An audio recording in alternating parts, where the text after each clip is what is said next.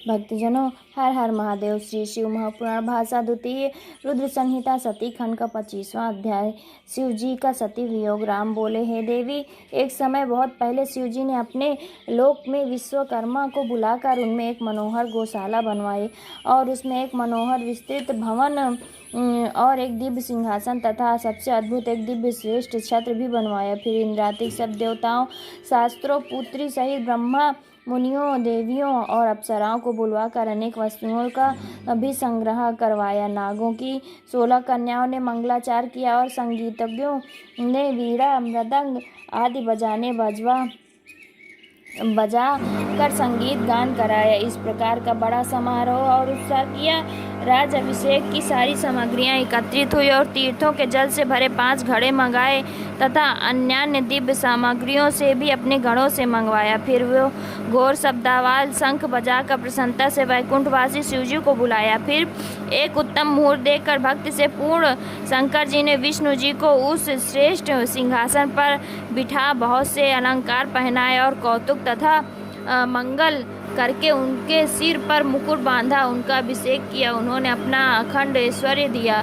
फिर उन स्वतंत्र भगवान शंकर ने उनकी बड़ी स्तुति की और जगत करता ब्रह्मा जी से कहा, मेरी आज्ञा से अब सब देवताओं के साथ तुम इन्हें प्रणाम करो और वेद ने जैसे जैसा मेरा वर्णन किया वैसे वैसे ही इसका वर्णन करो। ब्रह्मा ने ऐसा कहकर शंकर जी ने भक्ति प्रसन्न हो विष्णु जी को प्रणाम किया। उस समय ब्रह्मादिक सभी देवताओं ने, मुनियों ने विष्णु जी की वंदना की। शिव जी ने विष्णु जी को अनेकों वरदान दिए। सभी लोग करता, भरता और संहरता बनाया। धर्म, अर्थ, कामना देने वाले और दुष्टों का शासन करता बनाया। अपनी 3 शक्तियां प्रदान की। त्रिभुवन में स्वतंत्र और अनेकों लीला करने वाला कहा। अपनी सारी माया दी।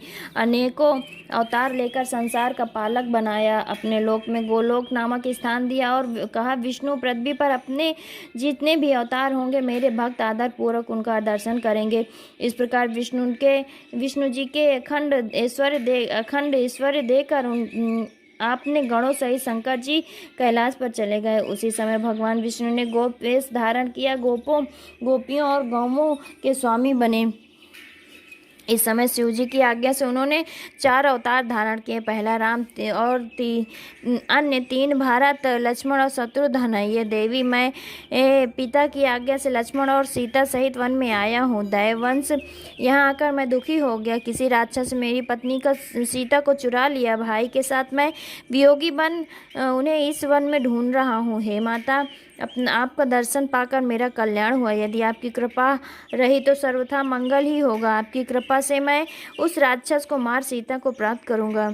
आज बड़े भाग्य से आप दोनों के दर्शन मुझे प्राप्त हुए। जिस पर दोनों की कृपा हो वो धन्य है। इस प्रकार बहुत कुछ कह सीता को प्रणाम कर राम जी वन में चले गए। सीता जी ने उन्हें शिव भक्त जानकर बड़ी प्रशंसा की। फिर अपने किए का पश्चाताप किया। शिव जी के पास लौट आई। सती जी की चिंता थी कि शिव जी के समीप जा उन्हें क्या उत्तर दूंगी। ऐसा बारंबार विचार कर सती जी पछताने लगी। फिर शिव जी के पास जाकर उन्होंने हृदय से प्रणाम किया। शोक से व्याकुल उनके मुख की शोभा क्षीण हो गई। तब उन्हें दुखित देख शिव जी ने पूछा, कुशल है ना? कहिए, आपने किस प्रकार परीक्षा ली? सती ने सिर झुका लिया और कहा, कुछ नहीं। ये तो यूँ तो वो शोक में संतप्त हो शिव जी के पास खड़ी हुई। महायोगी शिव जी ने ध्यान से सती का चरित्र ज्ञात कर लिया। उन्हें बड़ा दुख हुआ। उन्होंने सोचा, अब यदि मैं सती को पूर्ववत स्नेह करूंगा तो मेरी शुद्ध प्रतिज्ञा भंग हो जाएगी। वेद धर्म के पालक शिव जी ने यह विचार कर सती को मन से त्याग दिया। फिर सती से कुछ न कहा कैलाश की ओर बढ़े। मार्ग में सबको और विशेषकर सती जी को सुनाने के लिए आकाशवाणी हुई कि हे परमेश्वर, हे महायोगिनी, आप धन्य हैं। आपके समान तीनों लोकों में ऐसा प्रणपालक कोई नहीं है। यह आकाशवाणी सुनते ही सती कांतिहीन हो गई। फिर उन्होंने शिव जी से पूछा, हे नाथ, आपने कौन सा प्रण किया है? परमेश्वरी, मुझे कहिए। परंतु सती जी के पूछने पर भी शिव जी ने ब्रह्मा विष्णु के आगे की हुई अपनी पूर्व प्रतिज्ञा को न बतलाया। फिर तो सती जी ने अपने प्राणप्रिय शंकर जी का मन में ध्यान कर अपने त्याग की सारी बात जान ली। शिव जी द्वारा अपना त्याग समझकर उनके मन में बड़ा दुख हुआ। वो शोक से व्याकुल हो शीघ्र ही निश्वास लेने लगी। तब वो ये समझ शिव जी सती का मन बहलाने के लिए अनेकों कथाएं कहने लगे। फिर कैलाश में पहुंचकर समाधि लगा अपने रूप का ध्यान करने लगे। सती भी उनके निकट ही खिन्न चित्त में बैठी रही। सती और शिव के इस चरित्र को किसी ने नहीं जाना। बहुत समय व्यतीत हो गया। जब शिवजी ने समाधि खोली तो निकट जाकर सती ने शिव जी को प्रणाम किया।